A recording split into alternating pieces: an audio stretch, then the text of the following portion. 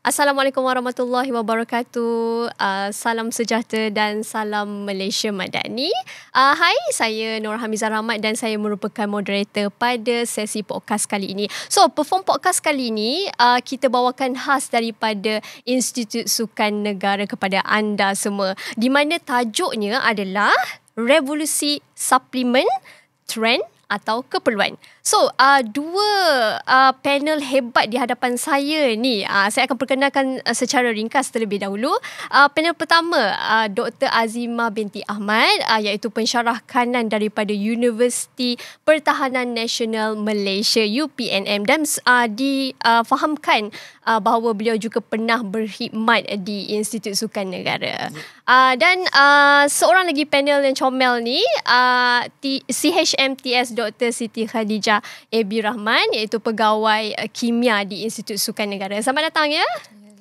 Okey, dengan menggabungkan pakar pemakanan dan juga ahli kimia, mari kita sama-sama rungkai dunia suplemen sukan. Okey, tanpa membuang masa, Dr. Azimah, mungkin Dr. Azimah boleh menerangkan atau memberi pandangan tentang industri suplemen pada masa kini.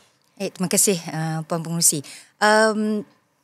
Pada ketika ini, yang kita sedia maklum, terdapat lambakan suplemen atau makanan tambahan di pasaran, di mana sesiapa saja boleh membelinya, dan secara dalam talian juga pun. Kalau dibezakan pada satu ketika dulu, makanan tambahan ni, suplemen ni hanya kita boleh perolehi daripada pembekal. Kita perlu membuat tempahan khas untuk mendapatkan makanan-makanan tambahan ini. Namun pada ketika ini dia makanan tambahan suplemen ni sedia ada di farmasi-farmasi komersial juga, di pasaran-pasaran mudah sangat untuk kita dapatilah. Jadi di sini cabarannya untuk kita, supaya pengguna lebih bijak untuk memilih yang mana yang terbaik untuk kegunaan kita lah. Ya, betul. Kita boleh tengok kat sini, market-market tempatan pun sama, market-market di luar negara pun sama, terlalu banyak lambakan suplemen. So, untuk Dr. Siti, sebagai seorang ahli kimia lah, kita tengokkan, apakah perspektif doktor terhadap suplemen ni? Sebab ahli kimia ni lain sikit, mungkin dia punya perspektif lain sikit. Secara ringkas saja, Doktor. Okey, terima kasih Puan Moderator. Lain tu tak adalah lain sangat pun. Okey, cumanya kalau dari segi chemistry, dia punya yang pentingnya untuk suplemen adalah kita senang nak cerita, nak summarizekan kepada 3K, iaitu komposisi, yang kedua keselamatan, yang ketiga adalah keberkesanan. Okey, yang komposisi ni adalah bahan kimia tersebut tu. So saya nak bagi sedikit penerangan berkenaan bahan kimia. Bahan kimia ni kadang-kadang setengah manufacturer ataupun pengilang tu dia selalu menakut-nakutkan masyarakat berkenaan dengan bahan kimia. Actually bahan kimia ni sebenarnya benda yang sangat simple. Semua dekat dunia ni terdiri daripada bahan kimia. So kalau manufacturer tu dia claim, okay, ini suplemen ni bebas dari bahan kimia. Wrong. Maksudnya statement tu salah. Sepatutnya manufacturer tu kena tegaskan dekat sini, tanpa bahan kimia berbahaya, bukan tanpa bahan kimia. So itu kita kena educate masyarakat bahawasanya bahan kimia ni tak semuanya bahaya, sebab nasi pun daripada bahan kimia, air pun daripada bahan kimia, meja kita semua pun terdiri daripada bahan kimia. So jangan takut-takutkan masyarakat berkenaan dengan bahan kimia. So komposisi yang berbalik kepada takrifan atau definisi suplemen tadi. So berkenaan dengan komposisi bahan kimia ni bergantung kepada sifat kimia bahan tersebut. Apa contohnya komposisi atau formulasi daripada suplemen tu, dari segi nutrien dia, apa dia masukkan, vitamin ke, mineral ke, dan sebagainya. Dan selain daripada itu, suplemen tu juga dia memerlukan additional bahan kimia. Contohnya penstabil ataupun setengah-setengah tu dalam bentuk tablet kan. Dalam bentuk tablet tu dia memerlukan something yang additional untuk kekalkan tablet tu. Maksudnya cair di mulut bukan di tangan, macam tu. So dia memerlukan binder yang sesuai untuk kekalkan bentuk dan juga rasa dan sebagainya. So berbalik kepada yang nombor 2 adalah keselamatan. Okey, berkenaan dengan keselamatan ni memang bahan-bahan yang dimasukkan mestilah benda tu selamat dan berkualiti dan tak ada contamination. So kebanyakan ada setengah-setengah bahan tu dia memang dah contaminated daripada awal. Contohnya mungkin daripada sumber-sumber semula jadi pun mungkin contaminated dengan fertilizer ataupun toksin dan sebagainya. Jadi suplemen yang dibekalkan juga orang kata tidak selamat lah. Contohnya ada satu kes dahulu pada tahun 2008 kita digembar-gemburkan dengan kes contamination melamin di dalam susu di China. Masa tu peternak haiwan ni dia nak mengaut keuntungan yang lebih, dia orang masukkan melamin sebab melamin ni kaya dengan nitrogen. So yang kita tahu memang protein ni memang ada N tu amin group. So N tu nitrogen tadi tu bila dia test dekat kilang kandungan nitrogen tinggi, so kilang tu akan kata ini memang very high protein. Sebenarnya dia contaminated dengan melamin. So peternak tadi mendapat keuntungan yang berganda sebabnya membekalkan susu yang berkualiti. Hasilnya apa yang terjadi bila dijadikan susu baby ke apa semua, baby tu bermasalah. Mungkin akan menyebabkan kematian kepada baby especially lah. Okey, yang ketiga adalah dari segi keberkesanan. Okey, keberkesanan ni contohnya bahan-bahan yang formulasi yang saya cakapkan tadi tu, bahan-bahan tersebut tu dia ada orang kata functional group tertentu yang menyebabkan dia absorb macam mana dalam tubuh kita, secara penyerapan dia, reaction dia, mekanisme dia dalam tubuh. Okey, contohnya kita senang nak cerita adalah kafein lah. Kafein ni kita tahu memang benda tu ada dalam kopi. So kafein ni kalau dalam scientific name ataupun IUPAC name dia panggil 137 trimethylpurine 2,6-dione. Okey, yang tu nama scientific name lah, nama dalam IC dia. Tapi dalam dalam nama panggilan komersial dia kita panggil kafein je. So kafein ni bila kita letak, especially dalam suplemen pun ada orang letakkan sedikit dalam suplemen. So kafein ni dia punya karakter dia ataupun physical properties dia ni dia sama dengan adenosine. Adenosine ni memang semula jadi memang ada dalam tubuh kita dekat otak. So adenosine ni tadi let's say lah adenosine ni dia tak adalah sama. Dia cuma ada part yang sama, functional group yang sama. Contohnya adenosine ni dia kaki dia tiga segi macam ni. So yang kafein pun tiga segi juga. So dia boleh masuk dalam reseptor protein yang sama dekat otak. So bila kita ambil kopi tadi, kafein tadi dia akan berebut dengan adenosine tadi untuk masuk ke dalam reseptor tadi. So menyebabkan kita akan lagi segar lah. Ada setengah orang tu dia tak efek sangat pun sebab mungkin adenosine dia lagi kuat lah, depend kepada seseorang.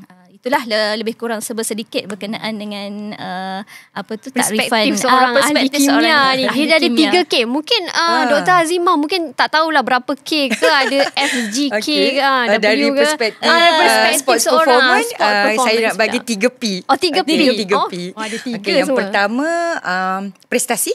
Sebab dalam sports performance, prestasi sukan memang semua atlet, semua coaches, even kita rakyat biasa pun kita memang tunggu prestasi lah. Kita nak tahu atlet kita naik podium, dapat medal. Okay, so suplemen konteks yang kita bincang hari ni adalah suplemen sukan untuk prestasi. Memang diambil untuk menyokong prestasi lah. So P yang kedua saya nak sentuh persediaan. Kebanyakannya makanan tambahan suplemen ni kenapa atlet perlu mengambil, sebab sebagai satu bahan untuk persediaan atlet menjalani latihan ataupun persediaan untuk menghadapi kejohanan. Okey, yang P ketiga pemulihan, iaitu proses yang paling kritikal untuk atlet, di mana sebab atlet tak ada masa yang panjang untuk recovery, pemulihan. Jadi suplemen ni telah direka cipta, macam kita sebut revolusi ni. Banyak perubahan-perubahan telah dilakukan supaya suplemen ni dapat memenuhi keperluan untuk proses pemulihan atlet, di mana dia dapat membantu mempercepatkan proses pemulihan. Dengan cara ini atlet lebih cepat bersedia, maknanya badan dia secara fisiologi tubuh badan dia bersedia untuk sesi latihan ataupun sesi kejohanan yang seterusnya dalam masa yang singkat. Menarik. Kita ada 3K, kita ada 3P, saya mungkin ada 3S. Okay. Short, simple, sharp. Yes. Semua itu adalah baguslah bagi saya. Okey, Dr. Siti, mungkin kita tahu suplemen ni terlalu banyak kat luar sana. Dan suplemen ni kita nak tahu juga kategori-kategori suplemen ni. Dan mungkin ada perbezaan antara suplemen organik dan juga suplemen sintetik, because it looks same but we know different. Kan? Okey, betul-betul. Memang kalau ikutkan sebenarnya dia kategori banyak lagi, tapi yang kita macam yang masyarakat sedia ada tahu adalah dia terbahagi pada dua lah, organik dengan sintetik. So yang organik ni of course lah daripada bahan-bahan semula jadi yang ada di kita punya ni lah, tak kisahlah daripada tumbuhan, herba, haiwan dan sebagainya. So yang kedua adalah sintetik. Sintetik ni yang dihasilkan di makmal. Contohnya vitamin C ke, ascorbic acid ke, ataupun vitamin B kompleks ke, semua tu dia proses dekat makmal. Dia tambah tu jadilah vitamin ni. Tambah tu jadilah macam ni. Okay. So dari segi keselamatannya, yes, untuk organik pada fitrah asalnya adalah dia lagi selamat daripada sintetik. Tapi kita kena ingat sumber organik tersebut kita dapat daripada mana? Maksudnya contohlah kat sini saya bagi contoh adalah spirulina. Memang spirulina ni memang orang kata memang famous dengan superfood. Memang tinggi nutriennya, tinggi mineral dan sebagainya lah. Selain daripada tu, dia punya special karakteristik dia adalah dia ni boleh absorb toksin dalam tubuh, absorb mercury ataupun heavy metal dalam tubuh. Sebab dia punya spirulina ni dia tak ada dinding sel. So dia boleh absorb everything.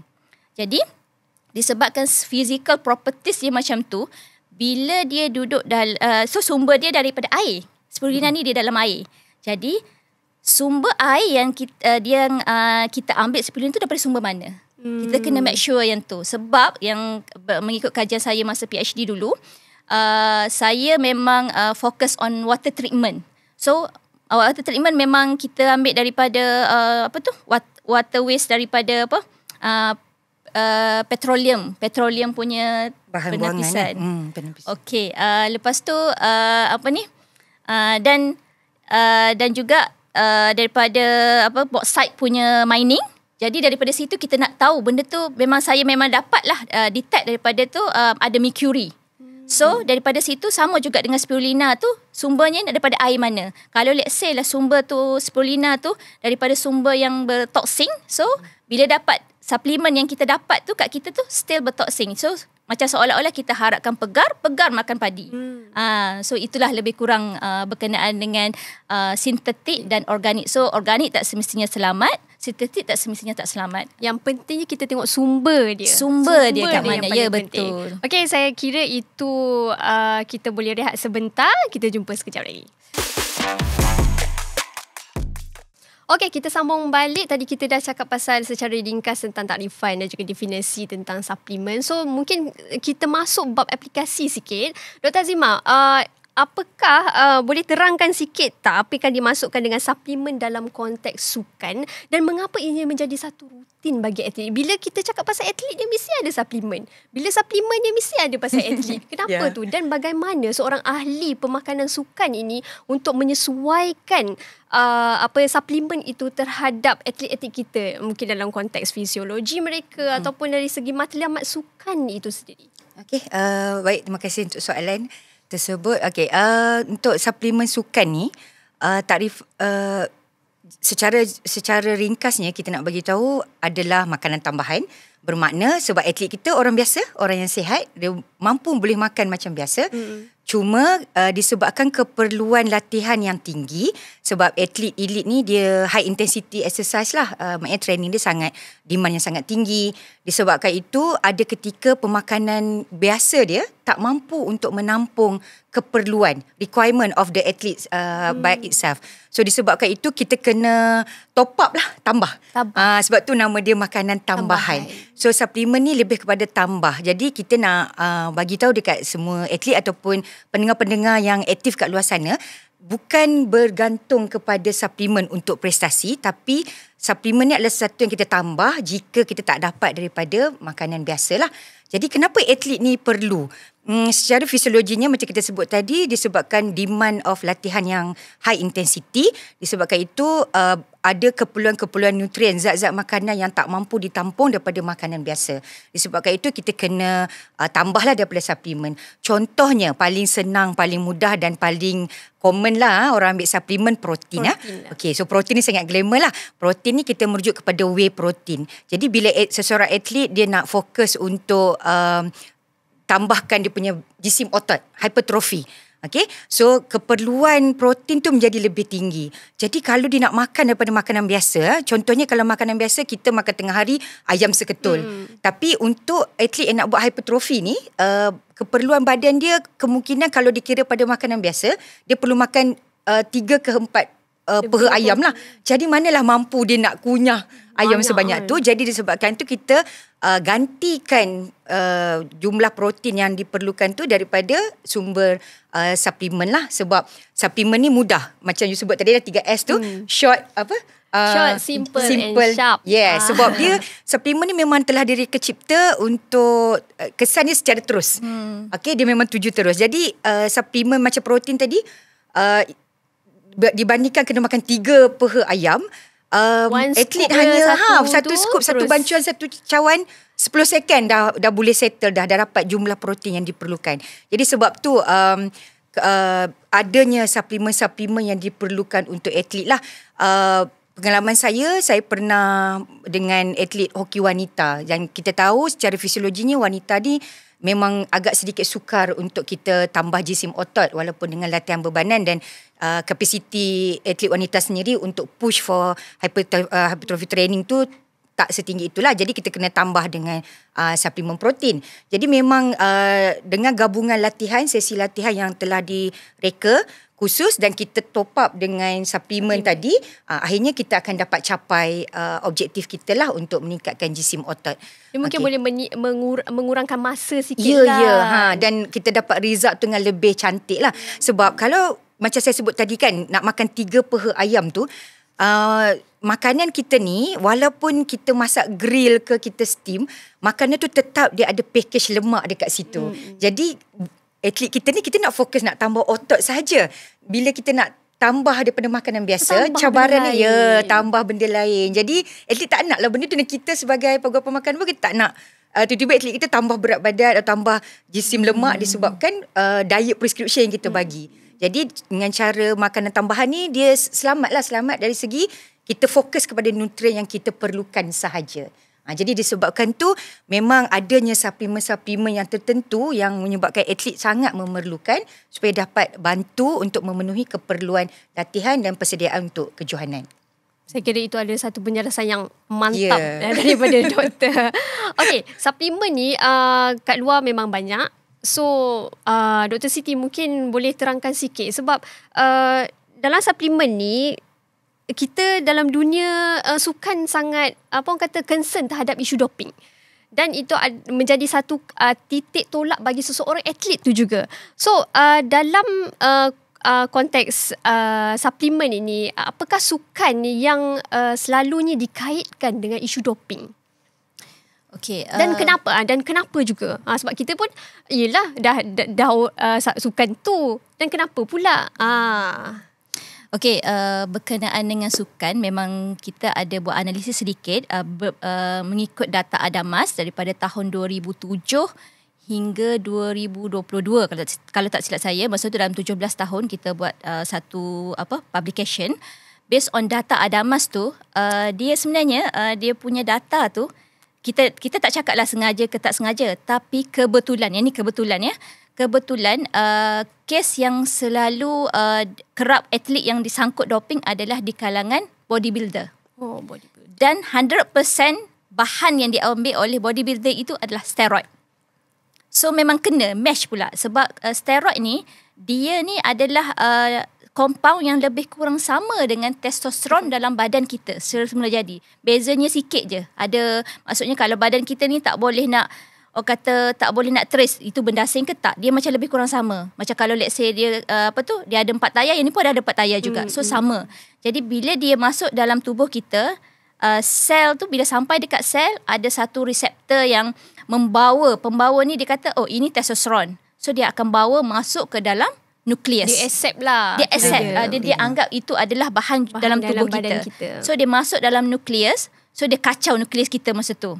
Dia kacau and then nukleus kita tu produce banyak DNA ataupun protein. So dia kata contoh lah, biasa 10. So ini mungkin dah 20 ke 30. So masa kita akan bertambah dengan cepat.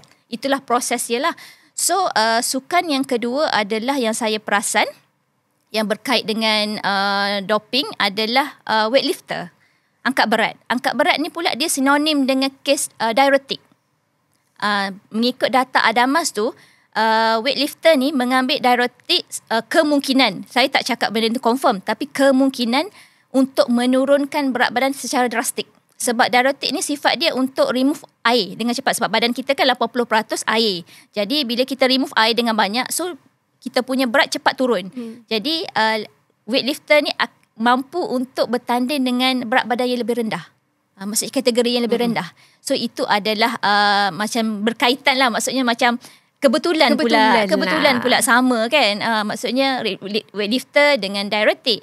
And then satu lagi adalah archery ataupun shooting. Oh, archery atau shooting. Sukan skill sport. Menembak dengan memanah. Ya, betul. Yang tu accuracy sports. Accuracy sports. Kebetulan pula yang accuracy sport ni memang 100% daripada sport ni dia ambil beta blockers.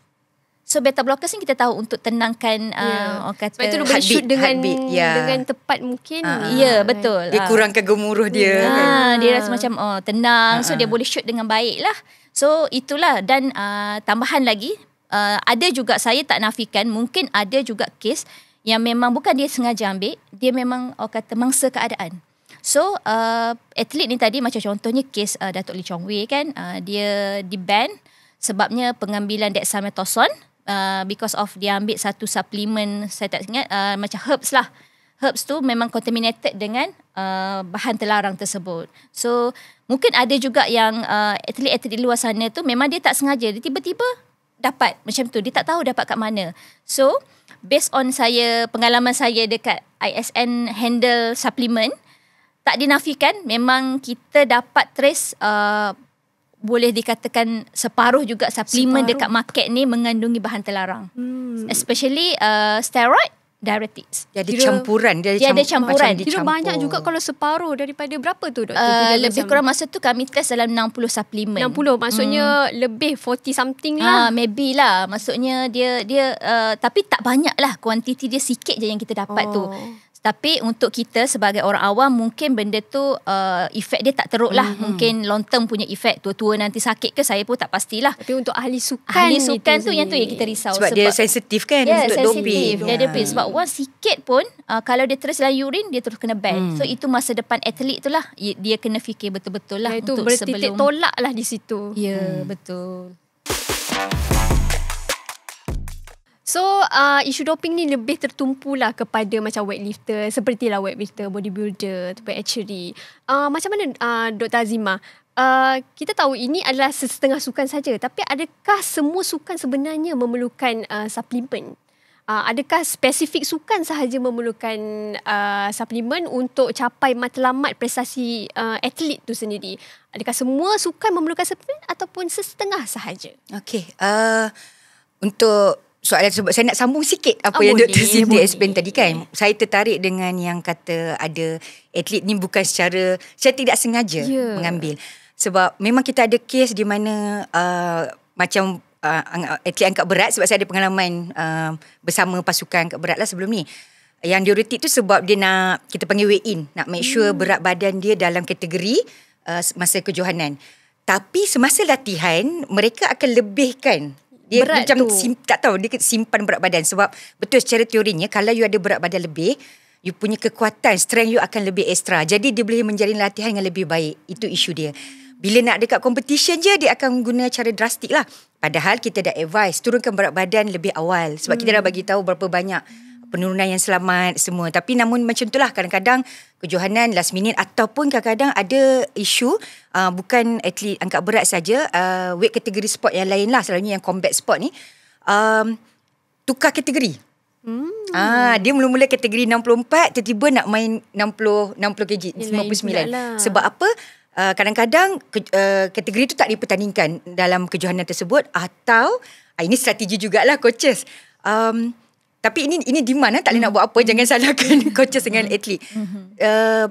Coach nampak atlet ni ada lebih peluang untuk menang dalam weight kategori yang lain. Jadi dekat situ cabaran kepada atlet dan cabaran kepada program makanan juga, untuk kita make sure atlet kita dapat turun berat badan, dalam masa yang sama dapat mengekalkan prestasi dia lah. Sebab bila turun dalam keadaan drastik, macam guna diuretik ni, kalau turun sikit-sikit mungkin tak ada efek lah. Sebab dalam teori cakap 2% of body weight loss tak ada efek kepada performance. Tapi kalau dah nak turun daripada 64, 59, memang kemungkinan besar akan ganggu lah. Jadi kita kena guna strategi. Namun ada juga suplemen yang boleh bantu sebenarnya untuk turunkan berat badan.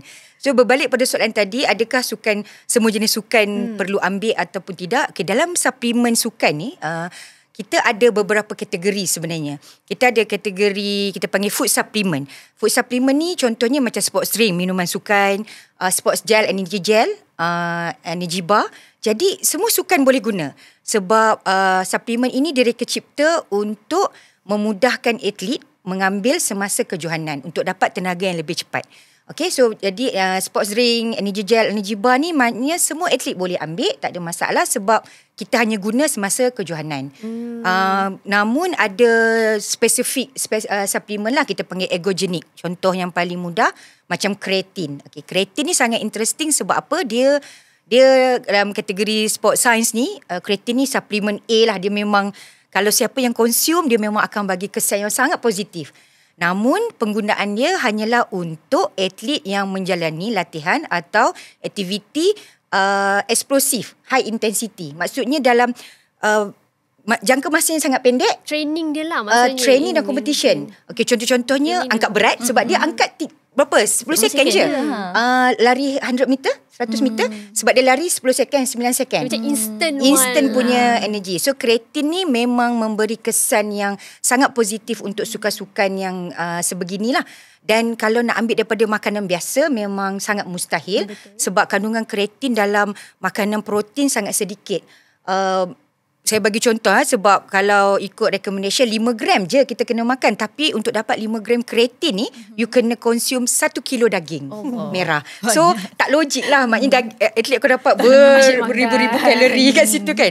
Jadi disebabkan itu suplemen kreatin menjadi satu pilihan yang sangat efisien untuk membantu prestasi atlet. Okay? Namun ada juga pengalaman saya bersama atlet yang paling sukar untuk kita bagi makan, gym rama dengan gimnastik. Sangat special. Okay. Gym rama kita kena kita sedia maklum, kita tengok kita nak figura yang cantik, dia kena ada saiz dia, walaupun kena comel-comel, kena kaki kena panjang, kena kurus. Jadi bila pengalaman saya bekerja dengan coaches, dengan atlet, so saya pun belajar juga daripada atlet ni, mereka memang perlu makan sedikit. Tambahan pula, kita memang tengok latihan dia panjang. Waktu latihan panjang, namun intensiti latihan dia tak seperti mana atlet endurance atau high intensity yang lain. Dia banyak buat pergerakan, flexibility. Jadi energy requirement dia tak setinggi macam mana atlet yang lain. Kurang sikit sebab tu sebenarnya dia tak perlu makan sebanyak banyak mana atlet, macam mana atlet yang lain. Namun disebabkan pengambilan kalori ataupun dia mengelak makanan tertentu, jadi ada banyak nutrien yang dia tak dapat. As simple as B-complex. Sebab B-complex kita tahu sumber makanan dia daripada grains, bijirin. So nasi ni dia memang takut lah. Dia bukan salah makan nasi, tapi kita tak boleh nak kontrol kuantiti. Jadi disebabkan itu kita kena bagilah suplemen B-complex kepada mereka supaya sebab B-complex ni fungsi dia untuk metabolisme tenaga. Walaupun dia menjalani latihan flexibility, dia masih ada buat kardio, dia masih berlari, dia masih kena melompat, so dia masih memerlukan tenaga. Badan dia masih perlu memecahkan simpanan tenaga, simpanan gula, simpanan lemak untuk digunakan sebagai tenaga. Jadi vitamin B kompleks ni diperlukan. Dan juga vitamin C sometimes. Sebab apa? Mereka mudah terdedah kepada virus. Sebab apa? Dia berlatih dalam keadaan tertutup, dalam dewan yang tertutup, dengan kapet. Okay, so dan pengambilan makanan dia macam buah-buahan manis, semua tu dia takutlah nak ambil. Dan kita tahu sumber vitamin C ni daripada buah-buahan yang banyak. Jadi kita kena bagi suplemen. Itu pengalaman saya lah sedikit-sedikit macam mana kita tentukan. Tapi macam untuk jurama gimnastik, dia tak adalah perlu protein macam mana atlet angkat berat, perlu kreatin, dia tak perlulah. Tapi gimnastik, some of them ada perlukan protein sebab dia nak melompat, dia nak acara-acara dia lebih memerlukan kekuatan tangan semua itulah. Jadi di ISN ni kenapa kita spesifikkan pegawai pemakanan untuk setiap sukan, sebab setiap sukan keperluan dia berbeza. Jadi kalau soalan tadi, adakah setiap sukan, jadi pegawai pemakanan tu akan menentukan atlet ni perlu ambil suplemen atau tidak.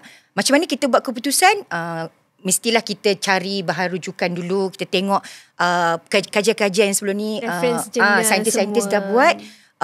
Dia dah buat kajian, maknanya suplemen tu sesuai untuk sukan jenis apa, badan yang macam mana. Jadi dari situ kita tengok pula keperluan atlet kita, barulah kita decide, barulah kita putuskan atlet kita perlu atau tidak ambil suplemen. Okay, jadi dan kita cuba untuk educate atlet kita, food first lah, real food. Kita nak dia dapat zat tu daripada makanan biasa dahulu, tapi baru namun kalau ada keperluan melebihi daripada apa yang dia mampu makan, barulah kita tambah daripada suplemen. Saya kira itu satu penjelasan yang kata jelas daripada Dr. Azimah tentang pengambilan suplemen ni terhadap sukan. Spesifik sukan dia kena ikut dia punya pakar pemakanannya yang tersendiri. So kita berhenti sebentar. Okey, kita sambung lagi untuk mungkin sesi yang terakhir sebab kita dah hampir sampai ke penghujung sesi podcast ini. Okey, untuk Dr. Siti, boleh tak Dr. Siti beri secara ringkas ataupun mungkin berkongsi trend sekarang ni untuk suplemen ni? Okey, pengambilan suplemen. Okey, berkenaan dengan trend sekarang ni, okey, berdasarkan kajian saya yang sebelum ni, saya sebenarnya ada orang kata pick up random dekat market suplemen yang famous. Masa tu saya buat kajian, saya buat literature sikit, saya check, okay, let's say dekat e-commerce platform tu, macam TikTok Shop, Lazada, Shopee tu, saya tengok yang mana paling, orang kata jualan dia paling tinggi masa tu. So saya pun ambil lah top 20, top 30, saya pun ambil, saya beli, saya masuk dalam makmal, saya analisis masa tu. So based on trend tu, memang saya tak nafikan, memang kebanyakannya kita tengoklah ramai yang terpengaruh sebabnya testimoni yang positif. Berjaya semuanya doktor. Ya, cepat kurus, cepat body cepat berketul-ketul tu kan. So maksudnya ada positive feedback, so mungkin ramai yang terpengaruh dengan trend tu. So bila kita sebagai ahli kimia, kita ambil, kenapa orang nak ambil sangat suplemen tu? So kita ambil pick up random. Saya tak boleh reveal apa dia punya brand tu, tapi memang famous. Yang slimming ke apa ke, kita test, memang ada bahan terlarang. Adakah kuantiti dia? Kuantiti dia tak tinggi sangat lah. Contoh lah, ni contoh. Produk tu dia claim untuk slimming, dan kita pun masuk dalam makmal, kita test. Oh, dia ada stenozolol sebenarnya. Stenozolol memang kita tahu memang untuk mempercepatkan proses pengurusan berat badan. Ada setengah-setengah tu, ada juga dia masukkan diuretik. Diuretik dia tu benzoyl methalazide. Yang tu dia tak teruk sangat efek dia, tapi dia boleh sedikit losskan air. Jadi suplemen tu akan jadi bila kita ambil suplemen tu mungkin akan ada positif efek lah dari segi pengurusan berat badan ke apa semua tu kan. So jadi berbalik kepada Dr. Azimah cakap kan, so kita tahu suplemen ni adalah tambahan, makanan tambahan. Jadi kalau atlet dia rasa dia perlu benda tu, baru dia orang ambil. Jangan terpengaruh dengan e-commerce ke ataupun apa-apa yang begitulah. Tanya dulu pakar yang pemakanan atau orang yang lagi arif berkenaan dengan suplemen. Jangan sesuka hati ambil, sebabnya apa? Sebabnya trend masa kini. Orang makan, kita makan. Orang kurus, kita pun nak kurus juga. Macam tu. So itulah lebih kurang trend dengan keperluan. Yes. So kita kena fikir balik, itu trend ke keperluan kita. Okay, baik-baik. Mungkin syarikat-syarikat di luar sana, syarikat-syarikat suplemen sekarang ni, diorang ni sebenarnya berlumba-lumba. Diorang bekerja-kerja nak dapatkan atlet, nak cash atlet ni. Lepas tu jadikan diorang ni, mereka ni, apa orang kata? Duta suplemen mereka. Dan atlet ini juga mungkin mereka pun rasa itu adalah satu opportunity, sebab mungkin memberikan kelebihan mereka untuk pergi ke competition sebab dapat tajaan. Jadi mungkin Dr. Azimah boleh kongsikan ataupun pandangan Dr. Azimah ataupun nasihat ataupun saranan kepada atlet-atlet kita ni, mungkin boleh membuat satu keputusan yang baik jika conditionnya ataupun situasi ini berlaku kepada mereka. Yelah, mereka pun nakkan tajaan tu untuk diri mereka juga. Tapi at the same time, kita tak tahu suplemen tu adakah okey ataupun tak okey. Baik-baik. Peluang untuk mendapat tajaan ni sangat satu peluang keemasan tau untuk atlet. Betul. Kalau kita tengok dekat overseas kan, bila atlet untuk jadi profesional atlet ni maksudnya kita pun ada beberapa atlet profesional di mana atlet ni perlu menjana pendapatan sendiri sebab dia tak akan dapat bantuan daripada government lah. Maksudnya KBS dengan MSN tak akan taja dia punya latihan dan pertandingan. Jadi ini memang peluang keemasan untuk atlet dapat tajaan supaya dia mudah untuk pergi ke kejohanan, perbelanjaan, latihan, nak bayar coach dia, semua itulah. Namun trend sekarang pada saya benda yang sangat positif lah. Atlet kita yang di bawah Majlis Sukan Negara, bawah Kementerian Belia Sukan, bawah ASN sendiri pun dah mula mendapat tajaan daripada syarikat-syarikat tertentu, which is sangat bagus, menunjukkan syarikat-syarikat ni telah membuka mata yang dia dah acknowledge kita, atlet kita punya sumbangan dan pencapaian atlet kita. Jadi benda tu memang kalau ikutkan kita memang akan advise atlet akan grab the opportunity lah. Cuma bila bahan tersebut, barang tersebut adakah sesuai untuk atlet tersebut. Jadi saranan saya, nasihat saya, rujuk dulu. Tak kisah nak been sponsored, you ada right, you ada kuasa untuk tentukan apa yang you nak makan. So kena hati-hati, kena check dulu bahan. Sekarang ni dah mudah. Dalam WADA sendiri, website WADA dia dah come out dengan list bahan terlarang. So you boleh check kandungan barang yang diberi oleh pihak penyaja tu, adakah tiada bahan terlarang. Namun kadang-kadang manufacturer ni dia tricky juga. Sama ada dia pakai istilah lain ataupun dia hiding. Padahal itu dah peraturan dalam food labeling. Dia tak boleh hiding tau. Sebenarnya dia kena letak semua bahan yang dia letakkan. So cara kedua, mesti you kena rujuk dengan pegawai pemakanan lah yang pertama. Dan sekarang ni good, kita dah ada Dr. Siti dekat sini. So kalau kita suspicious dengan suplemen tersebut, kita dah boleh check. Ya, zaman saya di sini dulu kita tak ada lagi. Selalu mencari macam mana kita nak hantar, nak untuk analisis. Sebab mak-mak kat luar, dia hanya analisis kandungan. Dia tak dapat nak detect bahan yang terlarang dalam sukan. Sebab macam diuretik tadilah, orang biasa tak ada masalah untuk makan. Tapi sebab dalam hospital sendiri pun kita ada guna diuretik untuk kes-kes tertentu. Tapi dalam konteks sukan ni, dia akan memberi kesan yang negatif lah. Okey, jadi saranan saya, jumpa dengan pakar. Boleh check dulu sebab sekarang ni semua kat ujung jari je. Check dulu, tapi kalau you tak faham juga perkataan tu, rujuk. You ada sport scientist kat sini, sport nutritionist, you ada sport medicine, ada doktor-doktor dekat sini. So come forward. Kalau atlet-atlet yang kat negeri pun, you all ada pegawai-pegawai Majlis Sukan Negeri. So boleh cari, boleh tanya dulu. Dan kadang-kadang syarikat yang penaja ni sebenarnya dia bagi peluang untuk atlet, you boleh cakap apa sebenarnya yang keperluan you. Okay, so you ada atlet ni, you perlu tahu you ada hak lah untuk tentukan apa yang diperlukan untuk prestasi sukan lah. So jangan sesuka hati lah. Jadi duta tu satu isu lain, tapi untuk pengambilan produk tu you kena ada awareness yang dan selalu kena tanya, perlu ke makanan, perlu ke suplemen ni saya ambil. Sebab itu masa depan mereka sebenarnya. Sebab once masuk dalam badan you, macam mana kita nak keluarkan dah memang tak ada harapan dah. Dan stay dekat situ kan. Jadi dia akan bagi impact yang sangat besar lah. Dan saya nak tambah sedikit yang pasal diuretik tadi. Saya nak bagi contoh. Sebelum ni kita ada kes atlet wushu dengan atlet hoki ambil diuretik. Kalau ikutkan kedua-dua jenis sukan ni, tak ada kena-mengena pun dengan berat badan. Namun kedua-dua kes ni kita tanya, memang dia macam nak ambil sebab dia nak turunkan berat badan dia dengan dengan harapan dia boleh training dengan lebih baik. Sebab atlet dah belajar kalau dia berat badan tambah, dia susah nak perform. Dia nak fitness dia susah. Jadi bila dia tak sembang dengan program pemakanan dia, so daripada relative, daripada parents dia, setelah kita kata diuretik tak ada isu pun untuk orang biasa.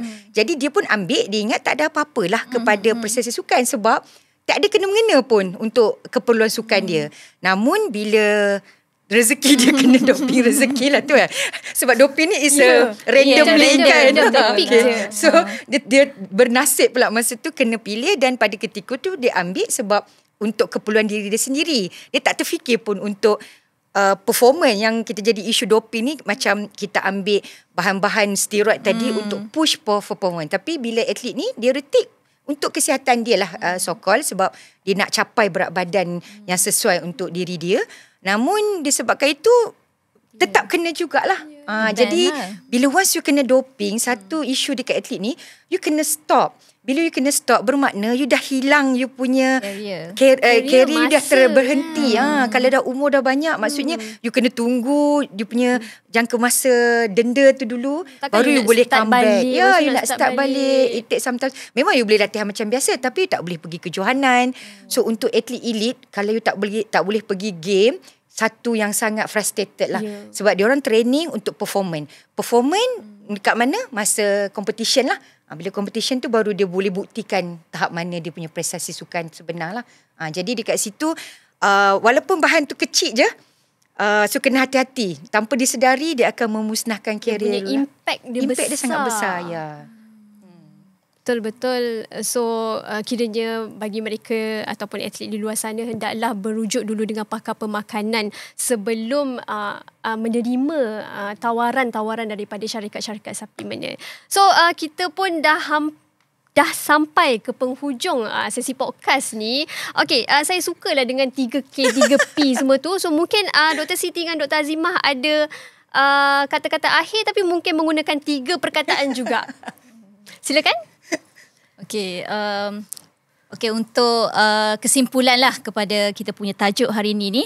So saya boleh simpulkan kat sini, suplemen ni macam Dr. Azimah cakap, ia adalah tambahan. Dia bukan necessary pun, kita perlukan pun. So dia tambahan, jadi kita kena tengok badan kita. So depends kepada kita. Kalau kita perlu, kita ambil. Kalau tak perlu, cukuplah dengan real food ataupun healthy food yang kita ambil sehari-hari tu. Sebab yang sebelum ni saya cakap, suplemen tak semestinya selamat, terutamanya dari sumber mana dia dapat. Mungkin ada contamination berlaku, mungkin ada sumber yang toksik ke sebagainya. Jadi kat sini saya boleh simpulkan dalam 3 words, bukan 3 words, maksudnya simple words. Kata tepuk dada, tanya badan. Perlu ke tidak? Macam tu. So tepuk dada, tanya badan. Tanya badan. Gitu. Okey, mungkin daripada Dr. Azimah sendiri, macam mana? Pesanan saya, setiap apa yang kita pilih, kita ada pilihan. Okey, yang P pertama lah saya nak bagi tahu, kita ada pilihan. Jadi tak semestinya orang lain ambil benda tu dapat kesan positif, belum tentu dia akan bagi kesan yang sama pada badan kita. Jadi kita kena bijak memilih, kita kena pilih. And then kita boleh pilih, dan setiap pilihan tu yang target kita adalah untuk prestasi lah semestinya. Jadi sentiasa kena ada dalam pemikiran apa sahaja yang aku ambil ni supaya benda tu memberi kesan positif.